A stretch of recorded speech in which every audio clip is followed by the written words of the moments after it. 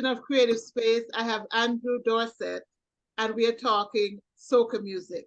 Andrew is a producer from Antigua and Barbuda who has worked with artists internationally, regionally, and locally. Welcome, Andrew, to Creative Space. Thank you. Glad to be here. Now, having you here because this year is 2023 is Soca 50, the 50th anniversary of soca music. How are you celebrating? Well, actually, I did a post on Instagram a few weeks ago, and it's also the 50th anniversary of hip hop. As I don't know if you know that. Yes, I do know that. Yeah. Yes.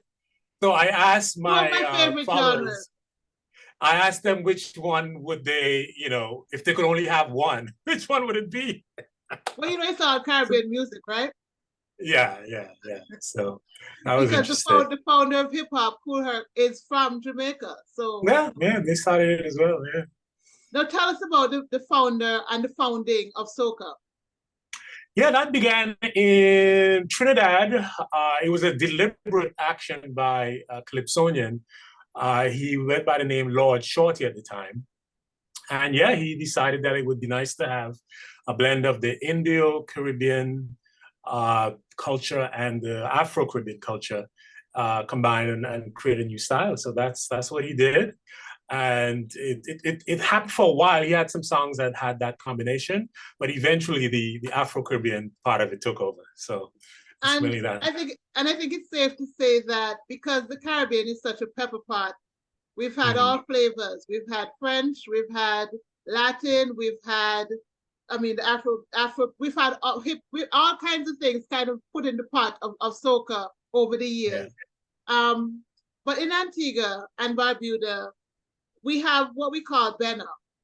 What is the distinction you would make between Benna and soca? Or is it all just the same thing? That post that Can did was interesting. For some people, it means a specific style, but for me growing up, Benna just meant secular music.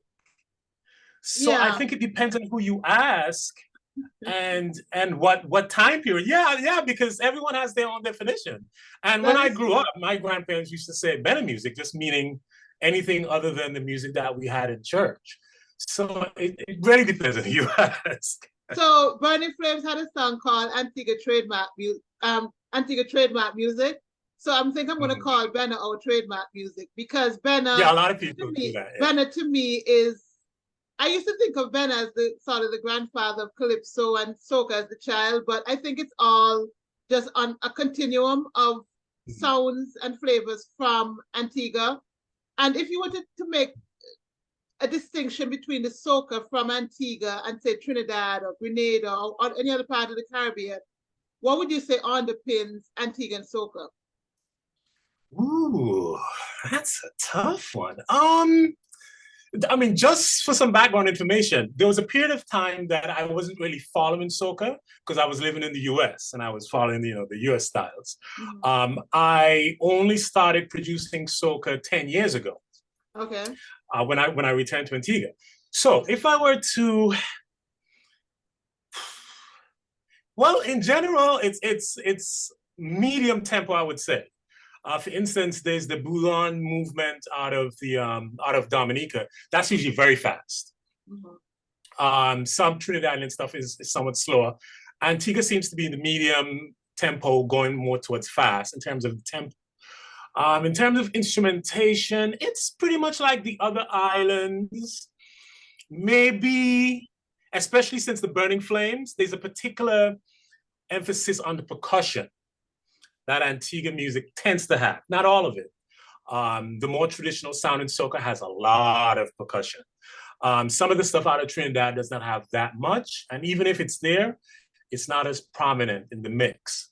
So if there was one thing I would say musically, it's the predominance of the percussion in the mix. Yeah. Okay, so I'm not a musician. I'm not a producer like yourself, but I tell you, I was doing a playlist recently of Antiguan road march tunes. And what I felt like I was hearing, especially with the earlier, like from 1970 with Boom Boom, with coming forward to that Boom Boom would have been the first local Antiguan road march tune, because before that it used to be more imported tunes in terms of the road. Right. So coming forward from 1970 with Boom Boom, which is I think I hear a boom boom. Let me go, let me boom boom. That song. Is that Calypso? Yeah. Joe? So Is it Calypso I Joe? hear, huh? Calypso Joe, yeah. Was that Calypso Joe? Yeah, yeah. Yeah, yeah. So I hear some iron band, some of that.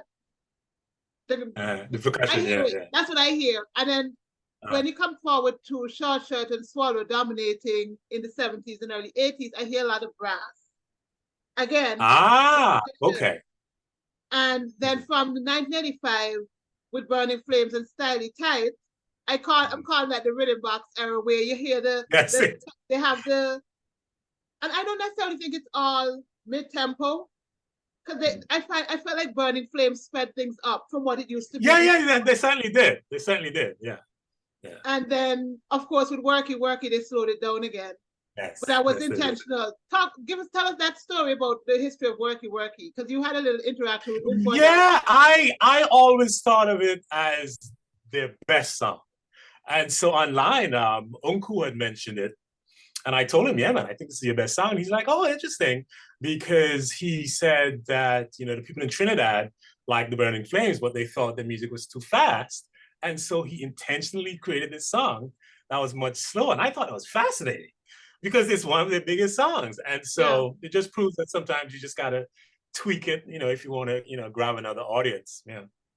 Interestingly, NPR, National Public Radio in the US, had an article on Soca 50, and they had a countdown of the best soca songs of all time. I think that chose. Oh, I have to check that out. Yeah. How many songs from Antigua? How many songs from Antigua is on that list?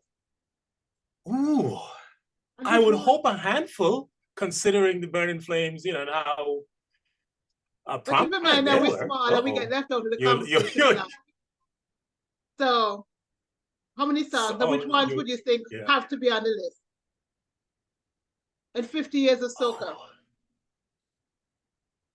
I can tell you which ones are on there. At least a couple. Maybe Taurus Lego for King Short Shirt, because that was a big song in Trinidad. 1976, yeah. 70s? 76, yeah. So I would imagine maybe, for the Burning Flames, maybe Swinging Engine or Sweet Little Island Girl. I hope. They made the cut. No. We have a grand total of 2 songs on that 50 list. Okay, at least you made it. 1, 2. No, I did not expect that. But okay, fine. We have a grand total of 2 songs. Which two are there? Taurus Lego by King Short Shirt and Worky Worky by Burning Flames. The thing that makes me happiest about that list is that finally somebody outside of Antiguan, because we've been shouting into the void that Worky Worky is an Antiguan song. I've lived in Jamaica. You go to other big islands. They say, no, man, that's a Byron Lee song. No, that's a Burning Flames soca song. Or as we would say, that's Antigua jam band music. Yeah, they definitely put us on the map with that one. Yeah, for sure. Yeah, they did. What do you think has been the impact of Burning Flames in the landscape of soca? Like, why do they matter? Because I think they do. I think people who follow the history would acknowledge, they were very influential. What I think the main thing they did was the experimentation. They just added a little more aggression in terms of like the guitar stuff. That's why I mentioned rock earlier, because I hear some rock influences as well in the rock. Absolutely. Onion, because of his history of playing other styles, he introduced some different guitar patterns and techniques.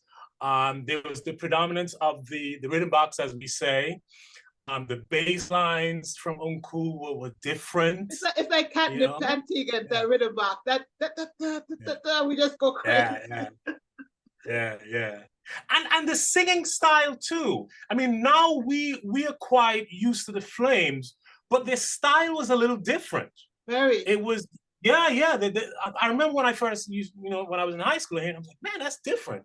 And so it's because they approached it with a fresh, new, intention.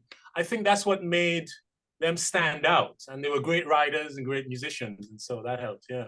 I would say two things that I remember. I had just started secondary school when they had Styly Type, and I remember that first year going past Minute Me. I remember just like you didn't want the music to stop ever, and it was just the one song, left to right, left to, and that sound almost like a Pied Piper like effect that they had on us. I mean, also my teenage years, you're always looking for flames like when you go to Juve, that kind of thing. And I remember being at a literary festival in Dominica where one of the popular bands there, I don't want to call the wrong one, so I'm not going to say, but it's a band that's known. And they said that Flames was so influential. And I think bands in the Virgin Islands would say the same. They became the template. Yeah. They became the template to follow for what we call jam band music. Oh yeah, absolutely. And you would know more about the BPMs that in terms of how they changed things in terms of that. But like they sped things up. They made the yeah, they did. They did. Yeah. And it was consistently just faster. Yeah. But to me, it wasn't as aggressive as the up-tempo stuff is now today. Yeah. It was more sweet. It was just faster, but lighter. Do it. Yeah, yeah. It's very, very easygoing. Whereas now, when you have tempo these days, there's a lot of aggression associated with it. Yeah. We're going to talk a little bit about the Antiguan Soca. I'm going to attempt to share my screen and let's run through some of these. Can you see my screen? Yes, I can. So, as we said, it started with Calypso Joe and Boom Boom. Right. That CD that you're seeing there is Road March Kings Volume 1. I wish we'd been able to do more because that, to me, was an invaluable collection of Antiguan soca music. And, you know, as much as we love the music, we need to get it out there more so more people can realize what we know about our music and the impact of it. So, okay, so in the early days, you had Calypso Joe, you had Razor Blade, you had Swallow and Short Shirt dominating the latter part of the 70s. Do you have any thoughts on any of the songs that we're looking at in this first half of the 70s before we move on? Well, I mean, they're a little bit before my time, but Lucinda has definitely stood the test of time. I think because of its the musical composition. Yeah. It's like a favorite for musicians to play. And so out of all of those, Boom Boom is popular as well. But out of those, they're mid and early 70s. I think Lucinda is the one that you know, has more legs. Yeah. Why is it a favorite? Why is it a favorite for musicians to play? And just the way it's set up. It has like a unique hit at the end of the phrase. Okay. It's fun to play. You know, the chords are nice, not too difficult, but it has some movement that makes it interesting. And yeah, it's just a fun song. And the tempo was nice too, nice upbeat. Here we come to the latter part of the 70s and Torres Lego, where the woman want to dance with the whole music and the whole road and the whole Juve. Carnival, Juve morning, just as the band. That's a great song. That is a great song. song. I think musically, I mean, that's why they couldn't resist in Trinidad, because it was just one of those songs that just works, you know. It works. On every level. It just works. Short Shirt is ruling the day. I'm not as familiar with the Super Jam, but I've heard some great stuff from Latumba. I remember, you know, doing some stuff on YouTube and thinking, my goodness, this stuff is good. Yeah. But yeah, Short Shirt, I think he was just hitting his stride. And he, as you see, he's kind of ruling the I was going to say, what's interesting, and Short Shirt pulled me up on this once when I was interviewing him, because I think in Antigua, we think of Swallow as the king of the road. But Short Shirt reminded me that he won a fair amount of road marches himself. Like, he wasn't a slouch. In fact, after Burning Flames, he probably has more road march titles in Antigua than anybody else. I would imagine. And he even this is when he started blending. He has a song here called Benna Music, putting his stamp on Antiguan soca on the music. But he also blended the soca with like disco, for instance, and these kind of things. Yeah. And this one should be the festival. This one should be the official song for Carnival every year, Summer Festival. I remember hearing that every Carnival. But Redding snuck in there with Up and Jumping. I actually remember this one. Everybody up and jumping. That's all I remember. And then this is a big one, Party in Space by Swallow. Yeah. That had a resurgence this year. Remember that? Because we had two Antiguans who went to the outer regions of our atmosphere, and that song became got sort of a revamp as a result of that experience. But my favorite on this, do you have a favorite on this list?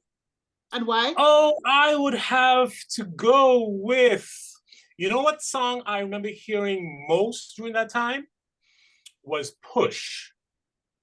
Okay. I happen to be living. Everybody would agree with you. But yeah, why? because we had just moved from Angola to back to Antigua, and it just happened that we lived right across the street from Short Shirt's sister, one of his sisters. Okay. Tiny, I think was the name. So I don't know if that's why I heard it all the time. I just feel no, it's not just you. Everybody loves Push. But for me, the song that I love on this list is Satan Coming Down. That song hits hard. The music on it and the opening part of it hits hard for me. Yeah, that's a really another well put together musical piece. And then we enter the 1980s, the mid 80s, and here they come. And they would not release their whole very easily on the road, burning flames. Yeah. Now, my favorite song from this list, this part of the list, 1985 to 1989, when I was a kid, was A Rudeness Met Me. That was a fun up-tempo one. I'd have to go to Worky. Any list that has Worky on it, I'm going to Worky. Well, I know most people would, but I loved A Rudeness Met Me. There's something about I don't know. S.E. Rattigan is a progeny of the Flames, and he came out with a song that one road march later on. We talk about, so we party, and so we jump up. No, we're not fighting, we just jump up. And that Rudeness Met Me kind of similarly speaks to the essence of us when the music hit us and how we, and other things. But I just love that song. Yeah, that's a good one. Oh, but you see that Lion snuck in there with Bad Girl. And Short Shirt had his last round with Juve Rhythm in 1987. That was his last one. Any thoughts? No, it's good to see in that period there was a little mix of talent, but the Flames are definitely ruling. They're taking over. Now. They're taking over.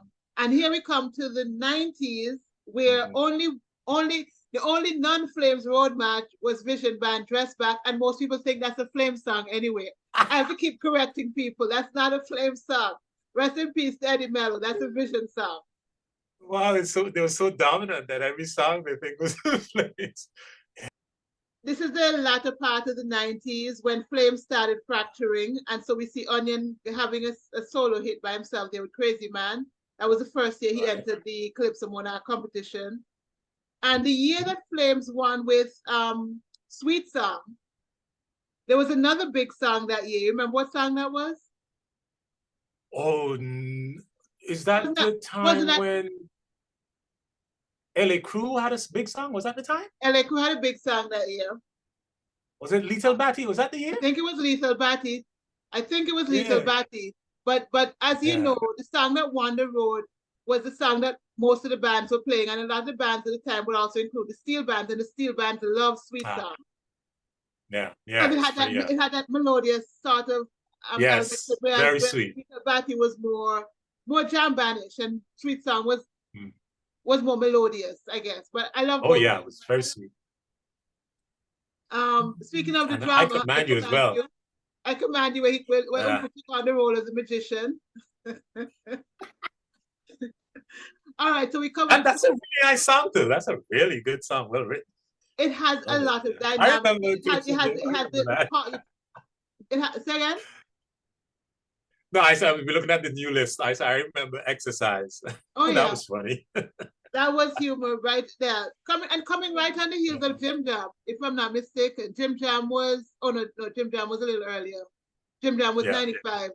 So then you have Exercise, High Intensity, and Wansky snuck in there with. So the first half of the 2000s, Flames wasn't featuring at all. It was Exercise with clips of Jim, High Intensity, Old Time Something, which is still a popular song because that's on the radio all the time, and Wansky, More Gal.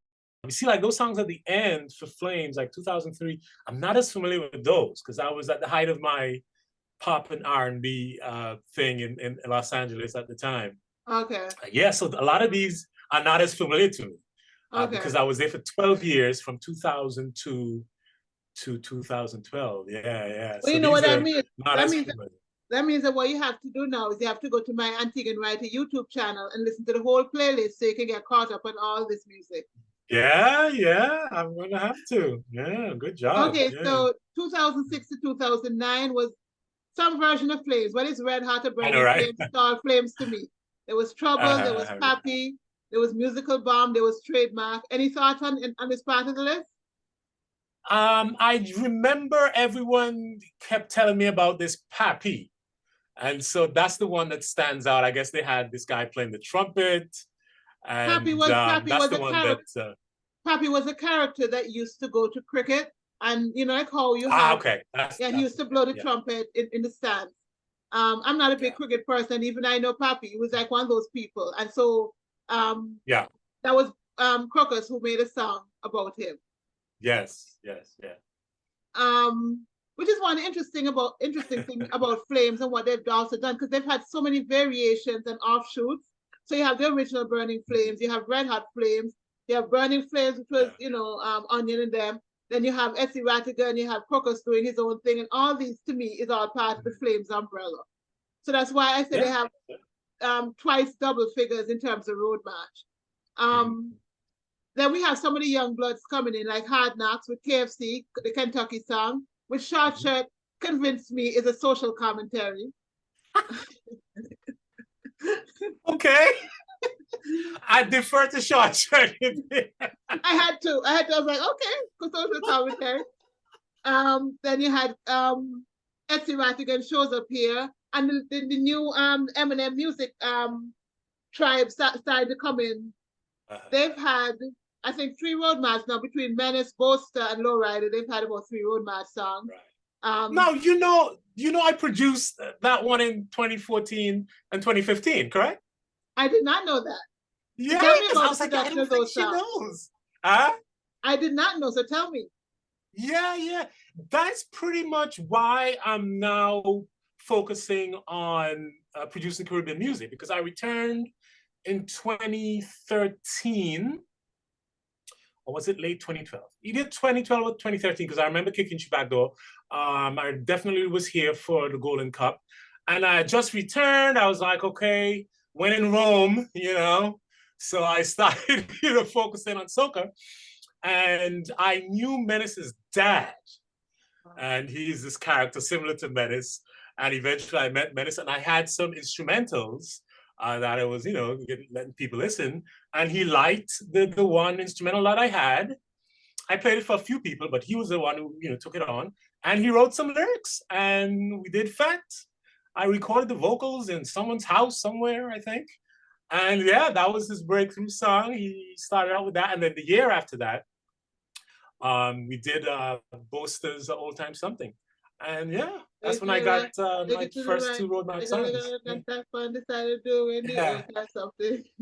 Yeah. So yeah, I was involved with the Fed and Old Time Something. Yeah. How would you say? Because I sense a slight difference in this era. This era felt like a bit of a changing of the guard, even though Flames is still in the mix in terms of what the soca sounds like, what the road tunes sound like. So to you, do you see any difference between these songs and some of the songs that came before in terms of Antigua and soca? Well, yeah, it's definitely evolved. As you say, Burning Flames is still there. They still produce music, pretty much classic, Burning Flames style. Ezzy Rattigan, yeah, he would fall into the Burning Flames camp and the style as well, the real fun and cheeky kind of lyrics. Menace, I think, me being involved, I wasn't so in tune with the quote unquote Antigua style of soca because being in the US for a while, my the way I kept connected was buying the compilations. So VP Records had the series, Soca Gold, 2000, whatever. So that's what I would listen to. And it featured all the islands, mainly the Trinidadians. And so the style that I had in my ear was a more regional style. Okay.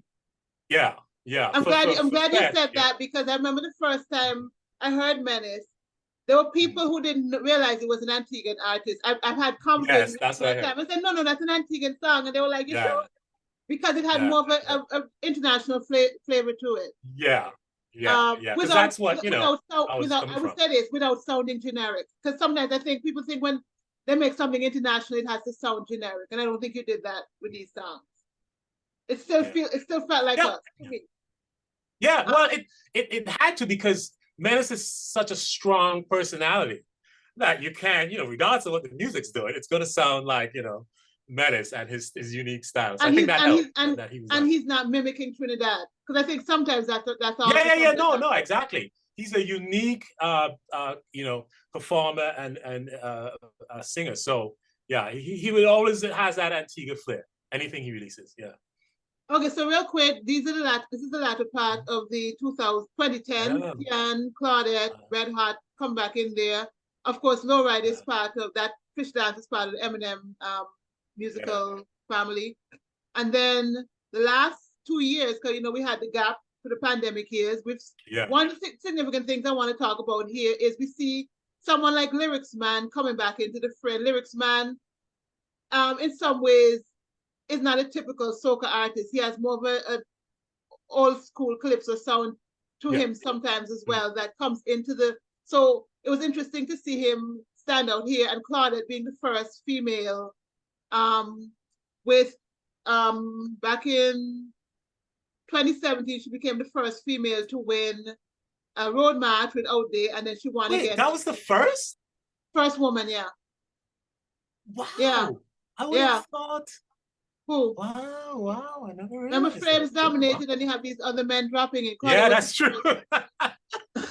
That's true. So Yeah. Claudette was the Wow. first, and now she's the second, and we also have the second with Empress also coming through with Let It Rain. Yeah. Let It Rain, Yeah. which to me also sounds has a sort of international, a regional sound to it. Yeah. Mm-hmm. Yeah, the arrangement is unique. It's not the typical start, and go through. Yeah. And it has some movement, and it's a nice feature for the three of them. Yeah. Yeah. Also, I think it's a couple. Like, choose one. Pick a road match. Pick one. So, Empress, from where we started with Boom Boom to Empress, Let It Rain, obviously the music has evolved. We went through a period of pure brass and iron rhythms to a more electronic sound and a faster pace. Just wrap up for us what you see as that journey, having gone through the list of songs, so the journey of Antiguan Soca, or we're going to call it Benna music. No, I think we have a rich history, and we are fortunate and blessed to have had the Burning Flames, be a part of our history. I mean, they are the top soca band in the world. So we're blessed to have them. I think the evolution has been good. The only thing I would encourage the artists is to try to just widen the scope and the styles of music they release. Right now, it's predominantly only for the carnival season. And as soon as that's over, everybody just kind of goes to sleep, and you can't hear a lot of music. But I think there's room for soca that's not as festive. It could be more thoughtful, and have more romantic feel during the off months, just so that we keep it alive, because there's such a rush and a saturated market when carnival is there. Some of the stuff gets lost. And everyone's so focused on the competition that it gets really. I think we should spread it out. Release some more music during the year, and vary the themes and things like that. Real quick, what are your favorite? Or let me put it this way: I'm going to say favorite. I'm going to asterisk overlook musically, like top 5 Antiguan. Doesn't have to be from the road march list. Antiguan soca song. Okay, Worky. The Worky is definitely on there for me. You know what song I loved after returning, and I think is one of Tien's best songs, is the Feet Don't Fail Me Now. I don't know what's the correct name. I don't Can't know. We look feel. it up. Yeah. Don't But fail no, me. I think it's a really strong song. So that would be my pick for Tian. I have to pick one for Claudette, and she has a lot of great songs. Let me tell you. All right. The one that I would pick is the one she did during the pandemic. We did a What is live that? version of it on my program. Who else would I put in there? Ooh. You see, this is the beginning of soca. I'm gonna have to put some classic Calypsonians in there. I'm saying, like, where's Taurus Yeah, Lego? I mean, because this song by Baba Blaze, Antigua, I know it's Calypso, but it was That's not kind soca. of, No, that's not soca. Love the song. In Antigua, we wake up to the sound, the sun. No, that's not. I like the yeah. song. It's not a soca Yeah, song. but that was like in the bridge area, no? It was 80s, It's not right? a soca 80s? song. No, We're doing 90s. soca today. It's the 50th anniversary of soca. Okay, I'm gonna have to. We're doing the party music, the fete music, the let's dance music. Dance fast, dance slow, dance close. You know what I like from? You know what I love from my favorite one from Ricardo June, because I came back during that time. It was Socaaholic. Yeah, I love the music for that one. So Socaaholic from Ricardo Drew. You said you were gonna give me a classic, but I haven't dropped one yet. I was trying to put in the Antigua one, but you. That is not a soca song. I'm gonna have to pick one of mine. Okay, go ahead. All time something because Okay. because I'm surprised how the kind of journey it has taken. I remember doing a gig one time somewhere, and like a choir was singing it. I was like, whoa. No, So it is one of those timeless songs. It definitely is one of those timeless songs. yeah.